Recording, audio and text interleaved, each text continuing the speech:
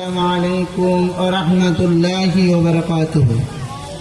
মহান আল্লাহ দরবারে লাখ কোটি শুকরিয়া জ্ঞাপন করছি যে রব্বুল আলামিন পবিত্র মাদ্রাসা প্রাঙ্গণে 29তম বার্ষিক সুন্নি মহাসম্মেলনের আসার এবং বসার সুযোগ, দ্বিতীয় বার্ষিক আপনারা পবিত্র ইমানি নুরানি সুন্নি মহাসম্মেলনে অংশগ্রহণ করে উপস্থিত থাকার জন্য সকলকে দাওয়াত করা হলো।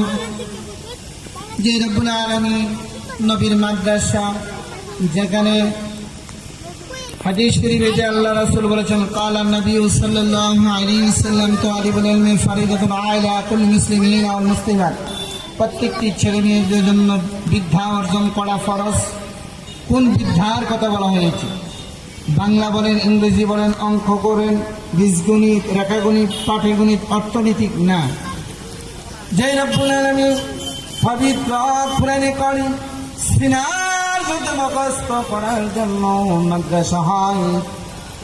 একজন হাফেজ সাহেব রাস্তার কোনা দিয়ে কবরের পাশ দিয়ে যখন হেঁটে যান, কবরের পাশ দিয়ে যখন হেঁটে যায়, ওই কবরবাসীরা খবরে আজাব রব্বুল আলামিন তালিবুল ইলম ছাত্র যখন হেঁটে যায়, ছাত্র হেঁটে যাওয়ার কারণে খবরে আজাব আল্লাহ বন্ধ করে দেয়।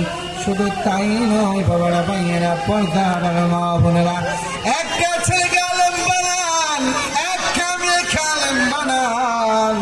কঠিন মুসিবতের দিনে আমরা যেদিন পড়ে যাব, কঠিন মুসিবতের দিনে যেদিন পড়ে যাব, অন্ধকার কবরে যেদিন যাব, ছেলে যাবে না কবরে, মা যাবে না কবরে, বন্ধু যাবে না কবরে, বান্ধব যাবে না কবরে, তোমার অর্থনীতি দেখো, তোমার সব কিছু দেখো, অন্ধকার কবরে যাবে না।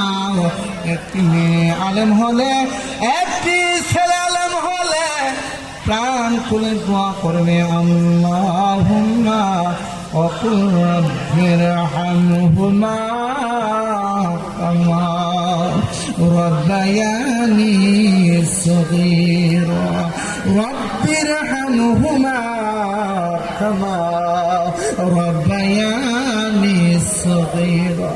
সন্তান মা বাবার খবরের পাশে দাঁড়ায়া দাঁড়ায়া চোখের পানিগুলো ছেড়ে ছেড়ে দিয়ে কান্দে, আল্লাহ গো আমার মা আমার বাবা আমাকে আলেম বানাই দিয়েছে, আল্লাহ গো আমার মা আমার বাবাকে